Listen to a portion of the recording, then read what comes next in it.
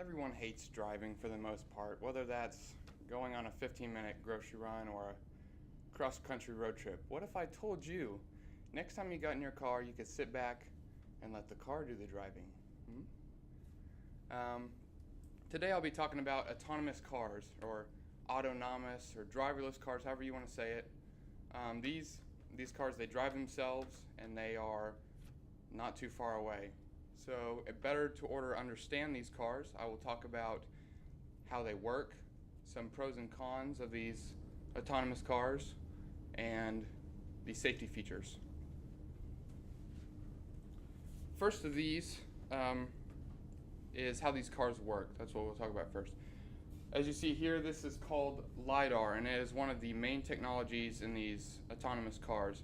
It's a camera that will send out pulses of light off of people, other objects, and infrastructure to create a 3D image, and that is what's helping these cars guide through streets and understand traffic signals, stop signs, and other, like a squirrel in the road, stuff like that. They are guided by GPS as well, and radar and all that. It's a lot of pulsing. So, like, if anyone's seen The Dark Knight, Batman's sonar that he sends out, those pulses, that's pretty much LiDAR here. It was first discovered to the public, first known to the public, whenever it was used on Apollo 15 in 1971. And ever since then, they've discovered that, wow, we can put it on cars and they drive themselves now. So now that we've looked at how these cars work, let's take a look at some of the advantages and disadvantages. There are two pros to these cars. The first of these being cost. The average autonomous car here, most of them are Priuses or some type of wagon, so they are cheaper to run. The average autonomous car costs 15 cents per mile to operate, while the personal car costs 60 cents. So that is a fourth of the cost to run a autonomous car. The second pro would be they are much safer than the human element. They are 82% less likely to get in a wreck, and that is coming from a 2014 Spectrum article. So these Google cars, there's different branches as well. There's Volkswagen, Google, and there's many different people developing these. So these Google cars, they have had cars on California streets is where they're mainly being developed for 2 years now, and they have driven a total of 300,000 miles without a single wreck yet. So it's pretty incredible.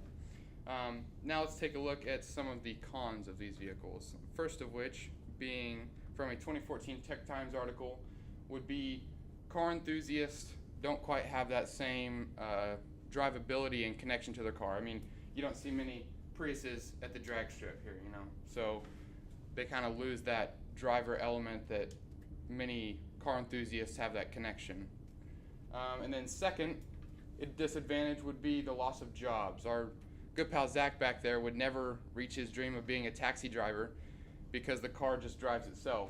There would be public transportation, limo drivers, and taxi drivers, so there'd be lots of job loss, and that's a huge part of our economy is transportation.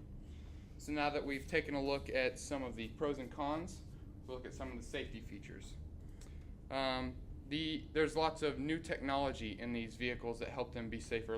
Much like our LiDAR, this is called V2X technology, vehicle to vehicle and vehicle to infrastructure.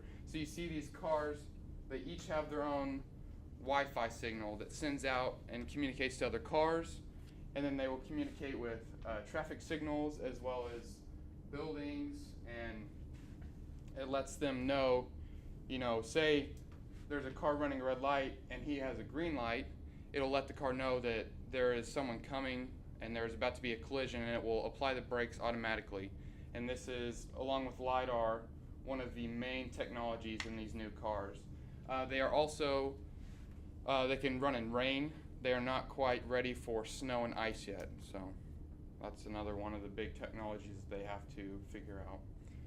So now that we've looked at the pros and cons. It's better to now that you know how the autonomous cars work, some of the pros and cons, and the new technologies behind them, next time you hop into your car, just think that you could take a nap or get some extra studying in on your way to class instead of driving here. So, thank you.